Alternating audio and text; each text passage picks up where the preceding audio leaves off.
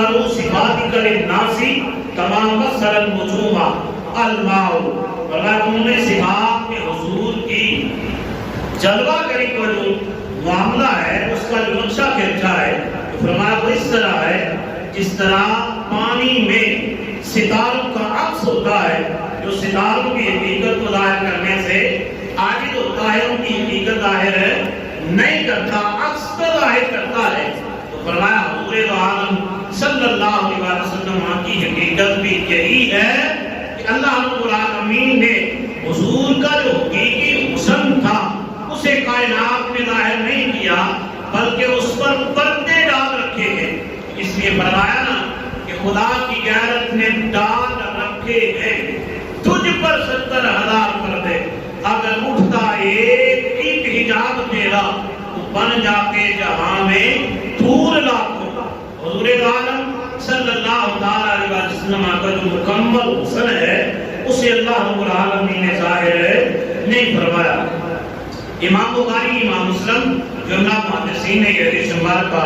لکھی ہے۔ حضرت براء بن عازب رضی اللہ تعالیٰ میں روایت کرتے ہیں نبی اکرم صلی اللہ علیہ وسلم کے بارے میں، فرمایا کان رسول اللہ صلی اللہ علیہ وسلم احسن الناس وجہا واحسنهم خلقا، فرمایا کہ نبی اکرم صلی اللہ علیہ وسلم کا چہرہ اکبر تمام لوگوں میں سے سب سے زیادہ خوبصورت تھا اور حسن تھا، اور فرمایا حضور کے خلق بھی تمام لوگوں سے زیادہ دلکش اور زیبا تھے۔ حضور جیسا کسی کا خلق نہیں تھا کہ حضور اپنے اخلاق عالیہ کا خود بیان بھی فرماتے، اور حضور سے ہم نے کبھی بھی ایسی بات نہیں سنی جو ناگوار کسی کو گزرتی ہو۔ اگر حضور کسی کے ساتھ مذاق بھی کرتے تو جس طرح بات ہوتی حضور اسی طرح بات کو بیان فرماتے۔ آگے فرمایا امام ترمذی علیہ رحمہ نے امام احمد بن حنبل نے مسند احمد بن حنبل کے اندر اور امام بہقی نے سنن البہقی کے اندر حضرت سیدنا ابو ہریرہ رضی اللہ تعالی آپ سے یہ روایت فرمائی اور کرتے ہیں، روایت ہے امام عائد شیئا احسن من رسول اللہ صلی اللہ علیہ وسلم کان الشمس تجری فی وجہہ، فرمایا کہ نبی اکرم صلی اللہ علیہ وسلم سے میں نے آج تک کہیں بھی کوئی ایسی چیز نہیں دیکھی۔ کیسی چیز؟ فرمایا کہ جو اللہ کے حبیب جناب حضرت محمد مصطفیٰ صلی اللہ علیہ وسلم سے زیادہ خوبصورت ہو، حسین ہو۔ فرمایا یوں معلوم ہوتا تھا کہ سورج چہرہ اقدس میں طلوع ہو رہا ہے، حضور کا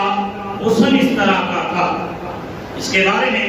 آگے مزید امام مسلم کا اشارہ آتا ہے، آپ فرماتے ہیں امام لا یضیء بک الوجود ولیلہ فیہ صلاح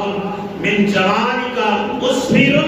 فرمایا کہ نبی اکرم صلی اللہ علیہ وسلم کے انوار سے سارا عالم جو ہے وہ وجود میں آیا، اور اس کی رات کیوں نہ چمک اٹھے، کیونکہ اس میں ایسی شبہ ہے جو نبی اکرم صلی اللہ علیہ وسلم کے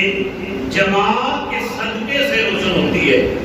گویا کہ حضور کا حسن اتنا ہے، حضرت ام المؤمنین حضرت عائشہ صدیقہ رضی اللہ تعالیٰ عنہا آپ کی روایت کرتی ہیں، ایک دن سحری کے وقت میں کپڑا سلائی کر رہی تھی، اچانک کیا ہوتا ہے کہ میرے ہاتھ سے سوئی گر جاتی ہے، اب سوئی مل نہیں رہی، اندھیرا ہے۔ اتنے میں کیا ہوتا ہے کہ نبی اکرم صلی اللہ علیہ وسلم داخل النبی صلی اللہ علیہ وسلم فی البیت، فرمایا کہ اتنے دیر میں حضور کی آمد ہوتی ہے، حضور کمرے میں داخل ہوتے ہیں، کانا وجہہ شعاع، تو نبی اکرم صلی اللہ علیہ وسلم کے چہرہ مبارک کی شعاع اس سوئی پر پڑتی ہے تو مجھے وہ سوئی نظر آ جاتی ہے۔ حضور کا حسن اتنا ہے، نبی اکرم صلی اللہ علیہ وسلم کا حسن کا کمال یہ ہے کہ اس سے سوئی بھی مل جاتی، اور یہ مانوی حسن نہیں، یہ حسی حسن کی، حسی نور کی مثال ہے۔ اب نور کی بھی دو قسمیں، ایک ہے مانوی اور ایک ہے حسی۔ اب یہ جو مثال ہے اسی نور کی مثال ہے کہ حضرت عائشہ صدیقہ رضی اللہ تعالیٰ عنہ آپ کو سوئی مل جاتی ہے۔ امام بصری علیہ رحمہ کی آگے شعر ہے، آپ فرماتے ہیں فَبِالشَّمْسِ أُسْرِكَ كُلُّ يَوْمٍ مُشْرِكٍ وَبِبَدْرٍ وَجْهِكَ كُلُّ لَيْلٍ مُسْحِرٍ۔ حضور نبی اکرم صلی اللہ علیہ وسلم کے حسن کے آفتاب کے ساتھ فرمائے کہ ہر دن روشن ہو رہا ہوتا ہے اور ہوتا ہے، اور آپ صلی اللہ علیہ وسلم کے چہرہ کے ماہ تمام سے آلات حسین اور دلکش ہوتی ہے۔ اس سرکار کے حسن سے ہی سورج بھی چمکتا ہے، چاند بھی چمکتا ہے، اور چاند کو چاندنی ملتی ہے تو وہ بھی حضور کے چہرے مبارک سے ہی ملتی ہے، اور سورج کو بھی حضور کے حسن سے ہی، حضور کے چہرے مبارک سے ہی فیض ملتا ہے، تو وہ دن کو روشن کرتا ہے۔ اب عاشق کو یہ کہتے ہیں کہ حضور کا حسن ایسا ہے، لیکن آج کل کے اندھے تقلید کے مالک جن کی آنکھیں چندھیا گئی ہیں، وہ کہتے ہیں کہ نبی ہماری طرح ہے، صحابہ جب بھی بیان کریں، غلام جب بھی دیکھیں تو وہ کہتے ہیں حضور کے چہرہ مبارک جیسا کسی کا چہرہ نہیں ہے۔ حضور کے چہرہ مبارک کی روشنی اتنی ہے کہ اسے رات بھی چمکتا ہے، رات بھی چمکتی ہے اور دن بھی چمکتا ہے،